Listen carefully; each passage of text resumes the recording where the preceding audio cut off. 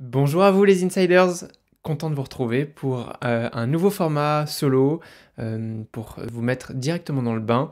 J'ai fait un post assez récemment sur l'idée d'une création d'un poste, enfin d'un job de happiness manager ou happiness officer du langage startup à mettre dans nos hôtels, dans nos restaurants. Je vous donne un peu le contexte. Il y a quelques mois, donc j'étais avec une directrice générale qui me raconte que elle trouve cet intitulé complètement ridicule et ce poste complètement ridicule pour nous, que finalement ça vient de la startup, que ça n'a aucun sens, mais qu'en tout cas c'était ce qu'elle pensait avant, et que très récemment elle a revu complètement sa copie, puisque si vous avez suivi mon épisode sur la génération Z, sinon je vous invite à aller l'écouter, il est sorti il y a 2 semaines, dans lequel je parle du fait que c'est une génération qui a besoin de sociabiliser, qui a besoin d'activités hors professionnelles, qui a besoin aussi de créer du lien, d'avoir des gens à qui parler. Mais en fait, quand on a compris ça, on se dit que finalement, ce poste de happiness manager, happiness officer, bon, peu importe l'intitulé, il serait hyper pertinent.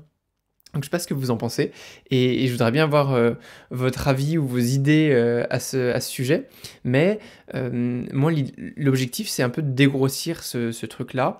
Bon, le nom, enfin la terminologie, on pourrait en discuter 1000 ans, avoir un hospitality happiness manager, pourquoi pas, ou un responsable du bien-être collaborateur, si on veut le franciser. Tout ça, finalement, ça changerait pas le fond, même si c'est intéressant de mettre aussi le bon titre. Moi, ma réflexion, c'est qu'est-ce que ferait cette personne? En fait, je me dis que cette personne-là, il faudrait partir de toutes les problématiques qu'on a identifiées, notamment sur notre génération Z, puisqu'on comprend que c'est un socle sur lequel il va falloir travailler très très fort pour solidifier dans notre entreprise. Et partant de ça, partant de ces problématiques, en fait, créer la fiche de poste de ce collaborateur, cette collaboratrice magique qui viendrait apporter des éléments de réponse. Et après, en fonction des capacités, donc du budget notamment de l'entreprise, du temps, est-ce qu'on recrute quelqu'un à temps plein?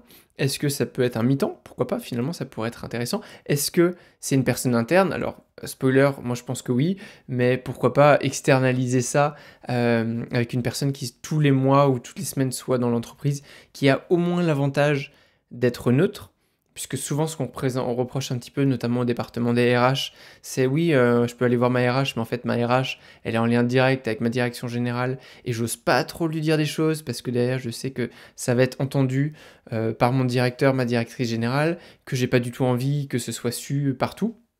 Donc finalement, c'est pas si bête d'avoir quelqu'un d'extérieur. En le disant, en tout cas, je me rends compte que ça peut être pertinent.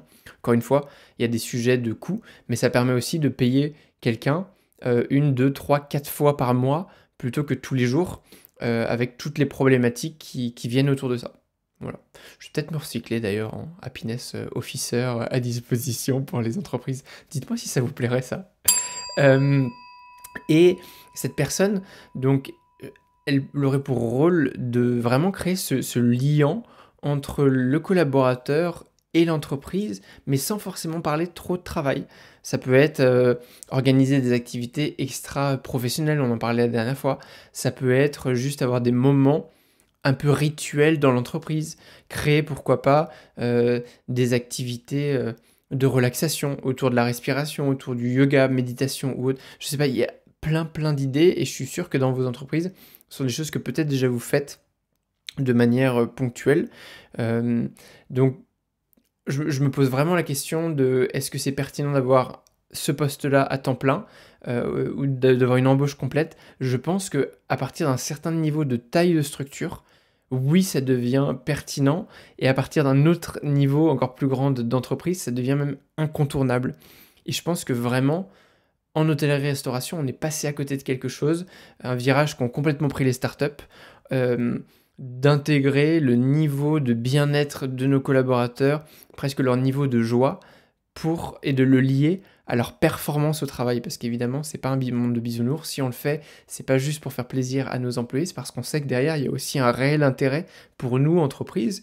Donc, de se poser la question de finalement, est-ce que ça vaut pas le coup d'une embauche d'une personne spécialisée là-dedans qui va nous permettre de faire levier sur notre bien-être de nos collaborateurs et d'aller passer quelques paliers. Et si on est une toute petite entreprise, qu'on est un indépendant, eh ben, on ne prend pas quelqu'un à temps plein, mais on rajoute une mission ou un axe à un employé clé de l'entreprise, lié ou pas d'ailleurs au service des RH, parce que souvent on les mélange, enfin on les met dans l'organigramme des ressources humaines. Ça semble assez pertinent, mais pas forcément tout le temps. Pour la raison que j'évoquais tout à l'heure, le côté trop de liens peut-être avec la direction générale derrière. Je sais pas, vraiment question ouverte. Et la fiche de poste c'est bien, l'organigramme c'est hyper intéressant, mais la réalité c'est que c'est surtout la personne qu'on recrute qui va faire la différence. Est-ce que cette personne, elle, elle a suffisamment d'empathie, de bienveillance, elle arrive aussi à créer une relation de confiance? Est-ce qu'on a envie de lui parler tout simplement à cette personne? Puisqu'en fait, la réussite du poste, elle est liée à la réussite de la personne en elle-même, plus encore que dans n'importe quel autre poste, parce que cette happiness officer, il faut que ce soit une belle personne, dans le sens éthique du terme, dans le sens bienveillant, qui soit capable d'écouter et de comprendre surtout ce que nous dit ou ce que ne nous dit pas le collaborateur pour ensuite aller actionner d'autres choses et pourquoi pas même derrière faire remonter d'autres informations à d'autres départements, mais créer ce lien vraiment qui manque. Moi j'ai trop souvent l'impression quand je suis dans des hôtels que ça fonctionne en silo. Voilà, il y a un silo, les opérations, il y a les départements administratifs et si je prends les opérations, la restauration ne parle pas avec, l'hébergement. L'hébergement, ils ne se parlent même pas entre eux, entre les étages et la réception. Les bureaux admin, d'un côté, il y a les sales, de l'autre côté, il y a la finance. Tout le monde discute pas trop. Les RH, ils font leur tour des bureaux. Désolé, hein, je caricature, mais c'est quand même, parfois vrai. Ils font le tour des bureaux tous les matins pour dire: «J'ai fait le tour des bureaux», mais en fait rapidement, ils sont dans leur confidentialité du bureau RH et il n'y a rien qui sort de là. On a l'impression qu'ils vivent derrière un bunker. Donc, voilà. Encore une fois, désolé, je casse un peu du sucre sur tout le monde, mais vraiment, c'est parfois choquant d'avoir cette entreprise très silotée. Et mon idée, là derrière, c'est d'avoir une petite personne qui va se déplacer de silo en silo, aller créer du lien, de la fluidité entre tout le monde et des activités. Parce qu'en fait, quand le jeudi après-midi, l'ARH, les finances et les opérationnels se retrouvent autour d'une activité, ça crée du lien. Quand le matin, on leur organise un footing sur les quais tous ensemble, en fait, il y a un collectif qui se crée, pourquoi pas, je sais pas, créer une équipe de football, et je vais même encore plus loin, pourquoi pas ouvrir à d'autres établissements. Mon équipe de, je sais pas, mini-soccer, alors je suis pas un grand fan de football, mais ça a le mérite de réunir les gens.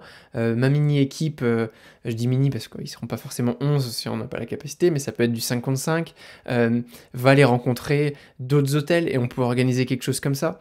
Si on est dans un groupe d'hôtels, on peut le faire au sein du groupe, mais si c'est pas le cas, on va le faire avec aussi nos concurrents. Pourquoi est-ce qu'on ne devrait pas se rencontrer finalement? Nous, nos collaborateurs, ils changent d'entreprise, donc autant l'organiser directement entre entreprises, et pourquoi pas même demain, ça pourra créer du lien tiens, moi j'ai une faible activité, j'ai 100% de mon staff, je peux te prêter telle ou telle personne. Voilà. Désolé, je dérive et je suis peut-être utopiste, mais j'aime bien casser des frontières de réflexion qu'on avait jusque-là de on fonctionne comme si et ça devrait pas être autrement, en se disant en fait, en changeant d'état d'esprit, en créant ces passerelles, on arriverait probablement à débloquer des choses qui sont pas si compliquées que ça, fondamentalement, et qui demandent pas tant d'argent que ça non plus, avec juste les bonnes solutions, les bonnes personnes placées aux bons endroits. Voilà, écoutez, pour aujourd'hui, j'arrête ma réflexion ici parce que je pense que je pourrais partir très très loin.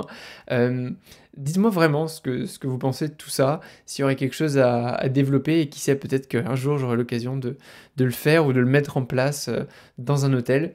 Mais d'ici là, il y a plein d'autres épisodes de podcast à écouter et je vous retrouve la semaine prochaine pour un épisode en duo. À bientôt!